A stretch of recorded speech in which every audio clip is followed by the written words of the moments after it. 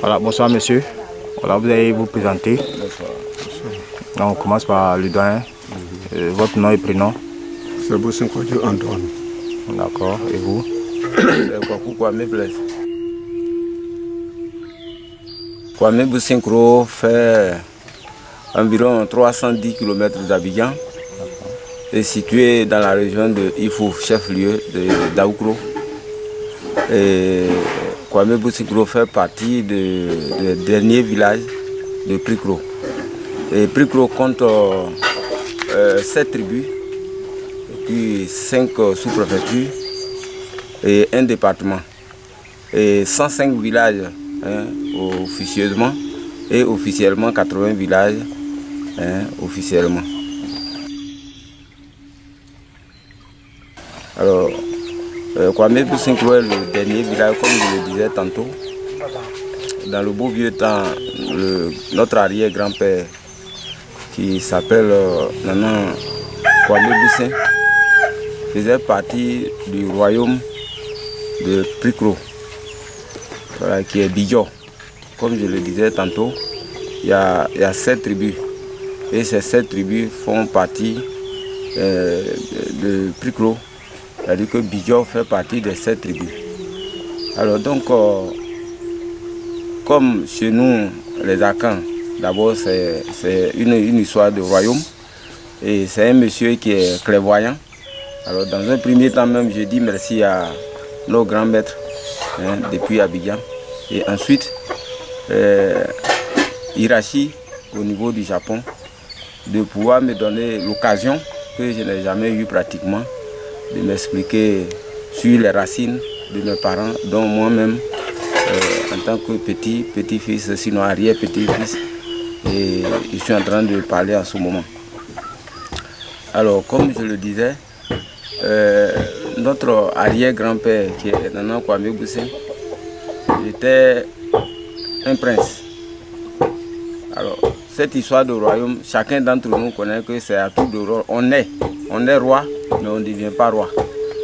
Donc, à l'époque où le monde n'est pas développé comme ça, il a constaté dans l'esprit que, en son temps, le roi qui était là, après lui, c'est lui qui maintenant qui allait assurer La royauté. La royauté, c'est-à-dire que le trône. Alors donc, il était jeune, il refusait. Donc, pour ne pas dire au revoir à quelqu'un, alors il a fui, comme on le disait, parce qu'il n'a pas demandé la permission, parce que dans le beau vieux temps, pour un enfant, pour se déplacer auprès de ses parents, c'est-à-dire que c'est d'abord la base fondamentale, il faut la permission même d'abord. Maintenant, quand tu ne l'as pas fait, c'est comme si tu as violé la loi spirituelle, sinon coutumier. Alors donc c'est ainsi qu'il s'est échappé. On ne sait pas comment il faut faire pour le chercher, même d'ailleurs, parce qu'en ce moment, il n'y a pas cette histoire de téléphone où alors, voilà, on n'a qu'à écrire tout ça, là, ça n'existait pas. Donc on le cherchait jusqu'à ce qu'il a sillonné. Comme il est clairvoyant, il s'est transformé en comien. Comme nous, quand on dit combien, les Akans, ils savent, c'est-à-dire que c'est quelqu'un qui voit, qui est clairvoyant. Voilà, donc il exploitait. Il suffit qu'il te voit sur le front déjà. Le problème qui t'habite même, qui fait que tu as des soucis, il commence à relater comme si quelqu'un qui peut-être qu'au niveau de la tête, ça ne va pas. Alors donc, c'est ce travail-là, il faisait au fur et à mesure, ça prenait de l'ampleur. Donc il a commencé à sillonner notre région, jusqu'à ce qu'il est sorti de l'autre côté, à la sortie de Prikro, c'est-à-dire qu'à la limite des Anneaux et puis les Baoulés, à partir de Wolé, c'est-à-dire que les Baoulés sont nous, qui sont dans le département de Bayakro. Alors il est venu s'accrocher sur le Baoulé et puis l'Anneau aussi, il y a l'Alliance. Donc il est venu s'accroupir là pour se défendre. Donc comme le roi Nanan Kwaningo, qui est le roi de Panoukro, en son temps c'est sur lui que notre arrière-grand-père est venu s'adosser. Donc il a vu que ce n'est pas quelqu'un qui est malhonnête, il est déjà sage. Alors, donc au fil du temps, il a adopté et il partageait tout avec lui en tant que frère allié. C'est ainsi que, bon, c'est pas un jour, c'est pas 2 jours. Donc il a décidé maintenant de demander la permission à Nana Kwanigoko pour dire ouais, que pour me donner un peu de parcelle, voilà, pour que je puisse cultiver un peu, pour te compléter aussi en nourriture. Parce que dans le beau vieux temps, il n'y a pas à faire de... Je suis riche en billets de banque et tout ça, mais ça dit que les troupeaux de moutons, les bétails en quelque sorte, et puis qu'est-ce qu'il peut, quelqu'un qui peut cultiver, qui peut nourrir quelqu'un en quelque sorte, c'est la richesse. Alors donc, lui a dit bon, il n'y a pas de souci. Donc de Panigokro, ils se sont dirigés jusqu'à là où on se trouve présentement. Et puis il lui a dit bon, ici tu peux cultiver et puis maintenant tu vas pouvoir manger.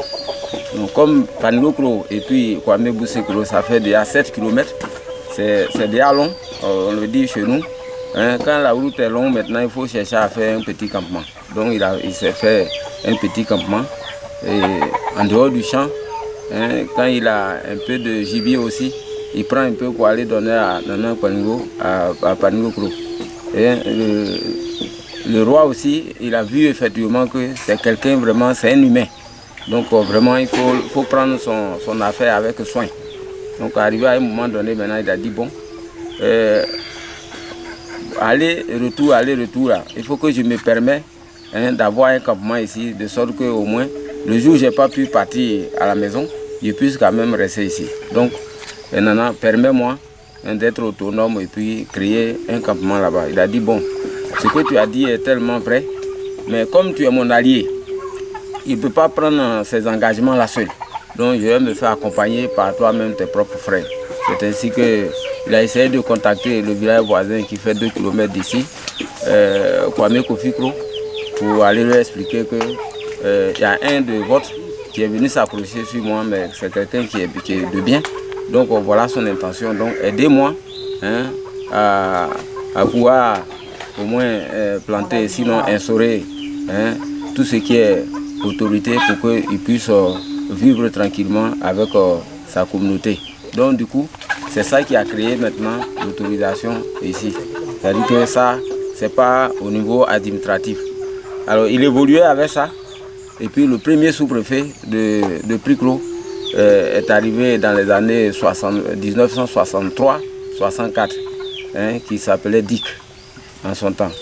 Oh, bon, c'est de la peau blanche. Et quand il faisait les tournées, le roi de Priclo l'a instruit maintenant pour dire qu'il y a un de mes enfants, digne fils, qui a disparu. Et on entend un peu dans les coulisses comme quoi il est allé s'accrocher sur dans un village baoulé et qu'il est en train d'évoluer là-bas seul. Il a même créé un village, que voilà le village, voilà son nom. Il s'agit de Kwame Bousekro.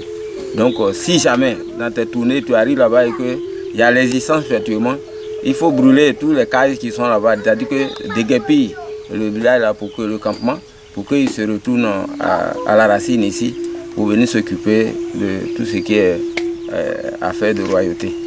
Alors il a été instruit, vu l'accueil que le grand-père et sa population ont réservé à premier sous-préfet, quand il était prêt maintenant pour partir, ça dit qu'on lui donnait des bœufs, des poulets, il dansait, on leur a fait manger et tout ça. Voilà, donc avant de se retirer, il a posé la question à la population de savoir, parmi vous ici, à qui s'appelle maintenant Kwame Bousekro. C'est là maintenant le grand-père, il a soulevé la main. Il a dit, bon, effectivement, on a fait un rapport sur toi. On m'a donné ton nom depuis Priclo. Il fallait te détruire ce village-là. Mais vu l'accueil que tu as réservé pour moi, avec ma délégation, je vais me retirer. Mais il faut compter ta population. S'ils atteignent 30 personnes, tu m'envoies la liste. Je te donne l'autorisation de créer ton village là. C'est comme ça que tout est parti. Et quand il s'est retiré, notre aussi arrière-grand-père qui est Goli Alou, qui est arrivé dans le pays baoulé, lui aussi il est venu s'accrocher sur Nana Kwame Bousekro, qui en tout cas ça passait bien en tant qu'allié.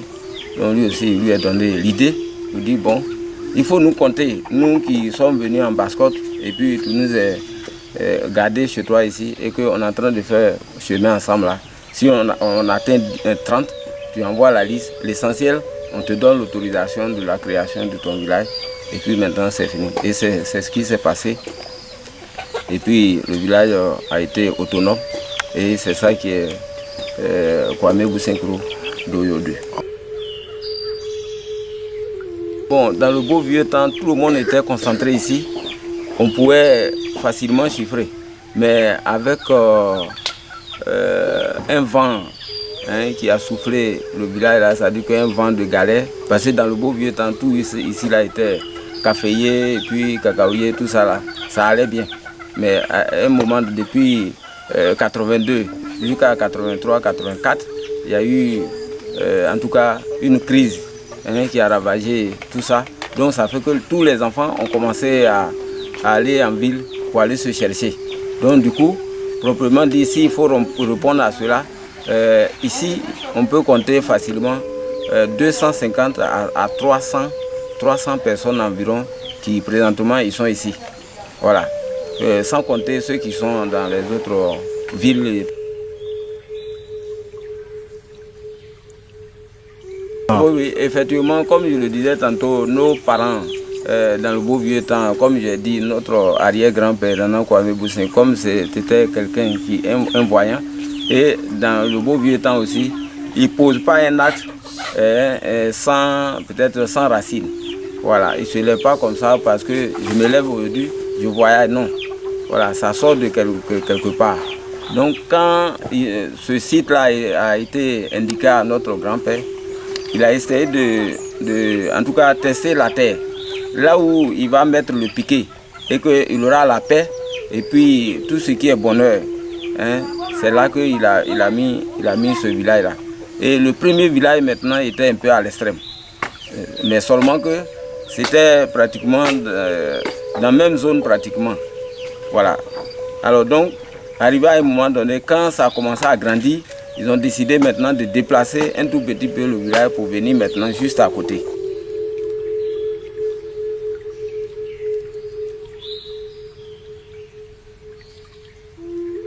Oui, effectivement, le grand-père, en dehors de la plantation de caféiers, cacaoyers et tout ça, il s'est appuyé d'abord dans un premier temps sur le sous-sol.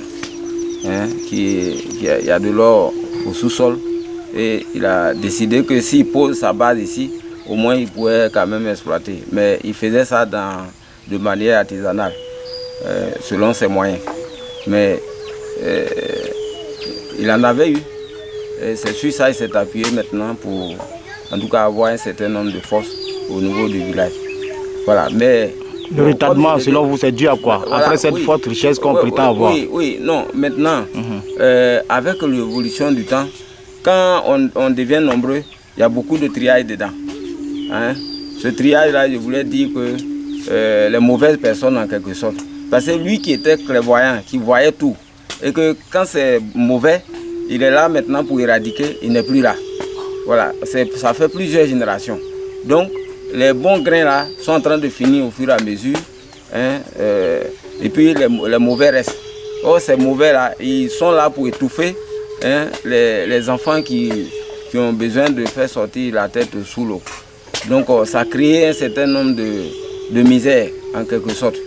Et que ça dit que des blocages de chances et tout ça, tu t'en vas cultiver, tu fais les buts maintenant, il y a même là souvent, ça ne sort pas du sol et tout. C'est quand ça sort du sol et que tu as une production maintenant qui te nourrit et puis tu peux survivre.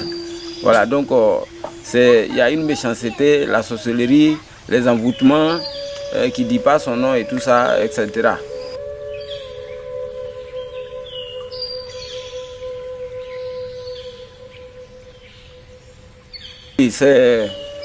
C'est justement un signe comme quoi on était en prison. On était en prison plusieurs années et qu'on vient de sauter le cadenas qui nous maintient en prison. Alors comme je le disais, c'est comme si on met les poulets dans leur cage et puis matin, on ouvre la porte et puis chacun quand même se manifeste. C'est ce que j'ai constaté. Parce que depuis longtemps même, chacun d'entre nous savait effectivement qu'il y a un blocage quelque part. Bon, quand on dit l'arbre là, c'est la racine. Après maintenant vient les feuilles. Donc je vais dire quoi? Tous les enfants, les ressortissants de Kwame Boussinkolo qui sont partis chercher savent qu'ils ont une racine. Mais quelque part, il n'y a pas un esprit qui va le pousser pour dire que là où tu es parti, tu as eu, tu n'as pas eu, il faut revenir dans ton village. C'est un peu compliqué. Mais bon, nous tous, on savait que ce n'était pas simple.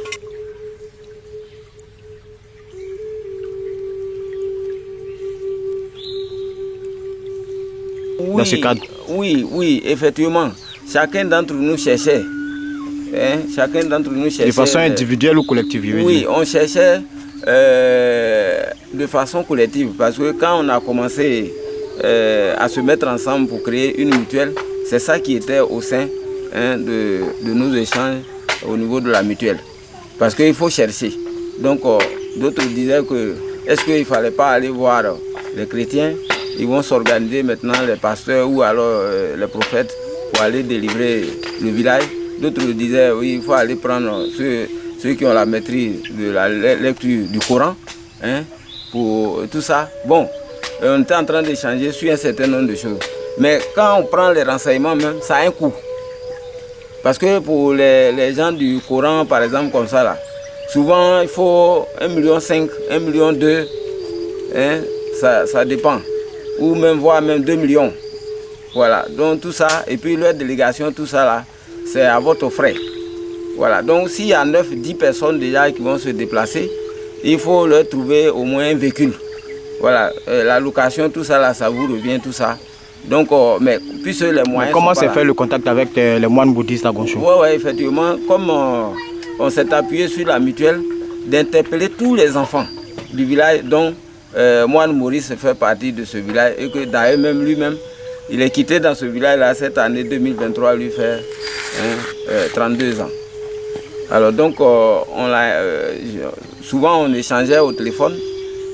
Il est conscient qu'il fallait venir à la réunion, mais son programme ne lui permettait pas parce que de lundi jusqu'à samedi, il est occupé pour la situation professionnelle. Et puis dimanche aussi, il est occupé par le métier de ce qu'on connaît. Voilà, en tant que moine, il faut remplir convenablement ta mission. Donc ça l'empêchait maintenant d'assister à la réunion. Et c'est ainsi que quand il est venu, il a dit bon, comme c'est ainsi, moi-même c'est mon village, je connais le contenu. Donc moi aussi, à mon niveau là, je vais voir ce que je dois faire. Tout est parti de là, quoi. C'est ainsi qu'il a entrepris des démarches auprès du grand maître. Et puis bon, il nous a dit, il m'a appelé, il m'a dit ouais, que je vais te gêner. Voilà ce qu'on doit faire comme mission. Mais comme je n'ai pas le temps, voilà, donc c'est comme ça. Alors comme moi aussi, bon, je ne tarde pas sur ce genre de choses-là. Il a tapé le tam-tam, il fallait que je danse. C'est ainsi que je me suis mis en mission jusqu'à ce que les moines arrivent dans notre village pour la délivrance en quelque sorte. Vous parlez tout tantôt des autres religions qui vous avez plus ou moins facturé le fait qu'ils allaient faire ces prières-là. Est-ce que ça a été le cas au niveau des moines bouddhistes? Non, ça n'a pas été le cas. C'est pour ça que on s'est départagé en 3 parties, si je viens bien dire. Le premier groupe maintenant, dès qu'ils ont eu la nouvelle net là, il ne faut pas traîner là-dessus, ils se sont engagés. Deuxième groupe là maintenant, eux aussi, ils se disaient tantôt, est-ce que ça là même c'est vrai? Parce que l'autre côté, voilà ce qu'on nous a dit comme facture pour qu'on puisse arriver à la prière de délivrance. L'autre groupe, eux-mêmes, c'est-à-dire qu'ils ne sont pas dedans. Parce que c'est des personnes, il fallait leur forcer pour eux-mêmes leur propre bonheur. Alors je le disais souvent, quand je suis avec les gens, il est difficile d'aider le pauvre que d'aider le riche. Alors donc, lui-même, sa propre chance, il faut le forcer, quoi. Voilà, donc c'est un peu ça. D'accord. Aujourd'hui, de passage, on vient de terminer cette mission avec le moine à Gonchou. De prime abord, je vais passer la parole au doyen. Qu'est-ce qu'il a pu donc retenir de ce passage-là et comme souhait pour son village? Vraiment, je souhaite que tout soit un bonheur pour nous tous, parce que le village a été un peu fatigué depuis fort longtemps. Il faudra que nous, les grands et les enfants aussi, soient avoir du bonheur de plus. Parce que de temps en temps, on pourrait retrouver quelque chose dans le village. Parce que beaucoup de villages ont eu beaucoup de choses. Par rapport à nous, vraiment, il faudrait qu'on fasse ce que nous pouvons faire. Et prier aussi toujours pour nos enfants qu'ils puissent évoluer comme dans l'autre. Merci. En termes de développement infrastructurel, est-ce que Kwame Boussin en bénéficie véritablement? École, adduction d'eau, ils n'ont pas bénéficié. C'est pour ça que ça faisait un peu pitié. Parce que historiquement parlant, c'est que notre zone ici, on a une grande mutuelle qui regorge 5 villages, sinon 7. Alors, le premier fonctionnaire qui travaillait, comme nos parents disaient, qui faisait travail de blanc, et il venait de ce village-là. Mais jusqu'au jour d'aujourd'hui, on s'empare. Donc ceux qui étaient quittés derrière nous, nous ont dépassés et puis ils s'en vont. Alors que quand on trie maintenant, on dit bon, les vaillants travailleurs, c'est-à-dire que le village est sélectionné. Voilà. On dit ceci, le village est sélectionné, mais on ne voit pas le fruit. Parce que quand quelqu'un descend ici, il ne connaît jamais qu'un jour même on a fait culture de riz même ici. La plus forte raison, cacao est sorti ici. Voilà, donc c'est un peu compliqué. Donc c'est pour dire quoi? C'est pour dire que tous les petits villages qui sont à côté ici, d'autres ont connu, voire même d'autres même, ils ont bénéficié de châteaux, les écoles, d'autres même écoles là, ils en ont tellement qu'ils sont en train de vomir d'autres écoles. Voilà, comme on le dit, ça dit que celui qui a une maman là, c'est celui-là qui mange et puis vomit. Mais toi, tu n'as pas de maman là, est-ce que tu peux vomir? Tu ne trouves même pas à manger, tu ne peux pas vomir. Voilà, donc c'est pour dire qu'on n'a rien, en quelque sorte. Voilà, même la distribution électrique qui est révolutionnaire, qui s'impose à l'État de Côte d'Ivoire, nous, à notre niveau même, on a des difficultés pour pouvoir avoir les poteaux, parce que une superficie lotie comme ça, normalement, si on n'a rien, on a au moins 80 à 120 poteaux.